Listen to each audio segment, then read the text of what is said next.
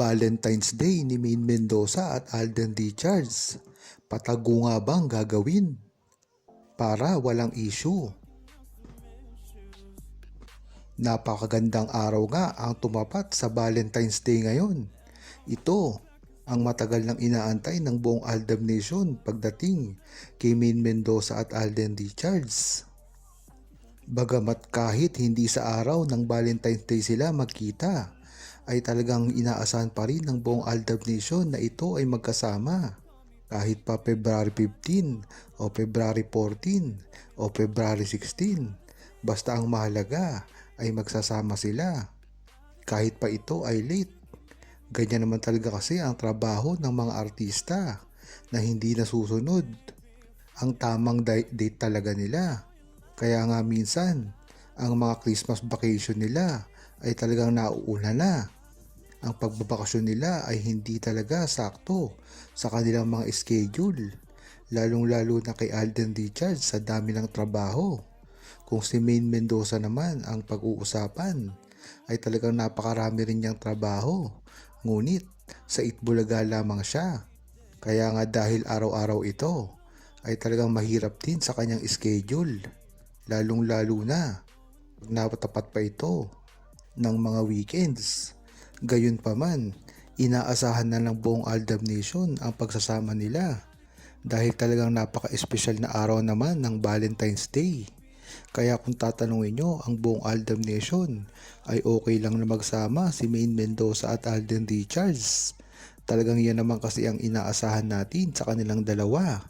Kahit pa ito patago, talagang advokasya na ng buong Aldab Nation na kahit hindi pa sila makita sa publiko, ay alam natin kung ano talaga ang totoong nangyayari sa kanila.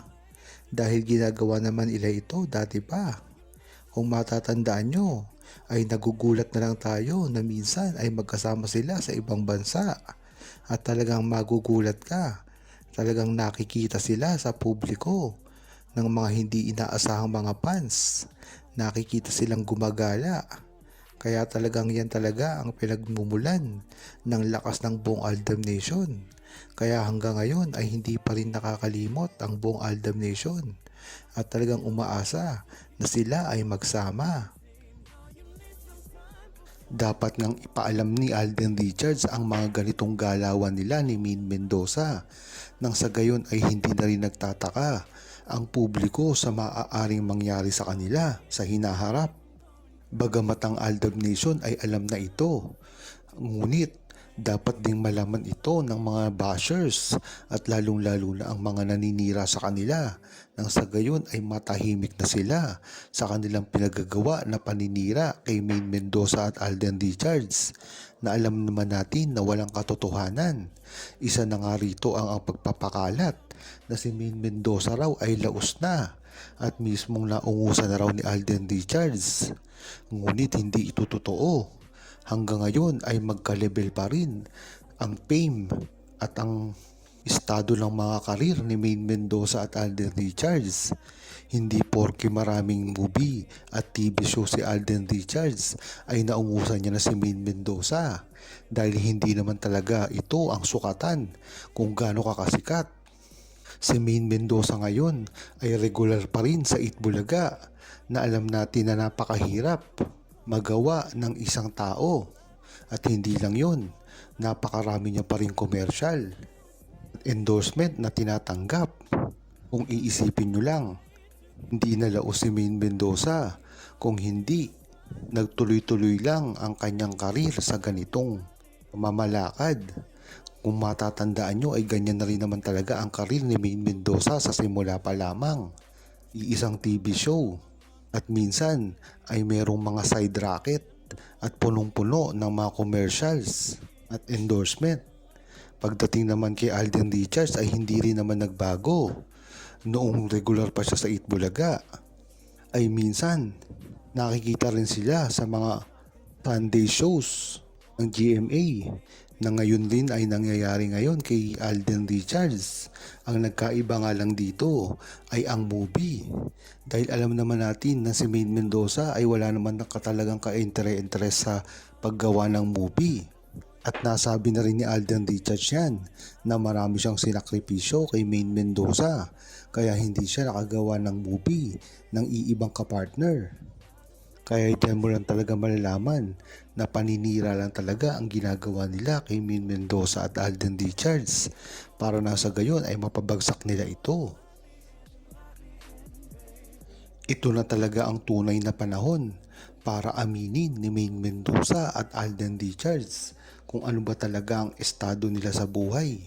Dahil lang sa gayon ay matigil na rin ang mga pambabash, lalong-lalo na ang mga istorya na ipinakakalat ng mga bashers patungkol sa kanila, mga karir nila, pamilya, at iba't iba pang uri na makakasira sa kanilang dalawa.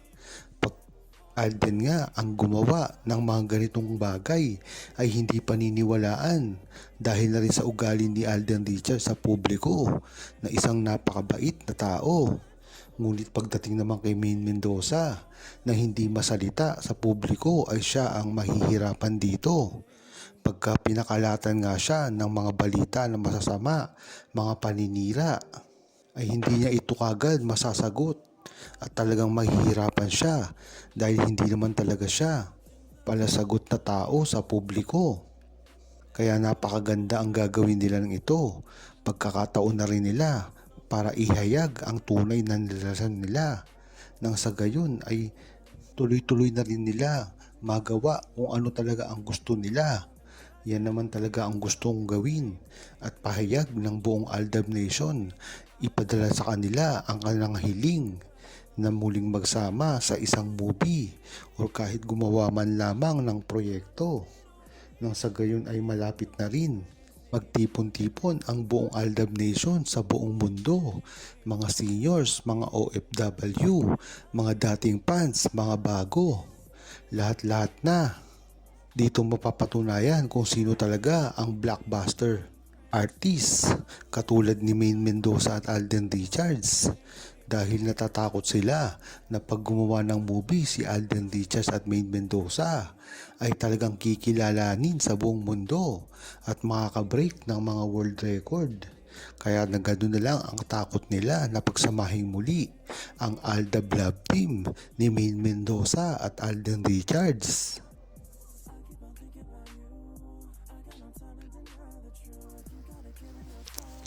Huwag kalimutang mag-subscribe, comment at ilike ang video na ito. Thanks for watching!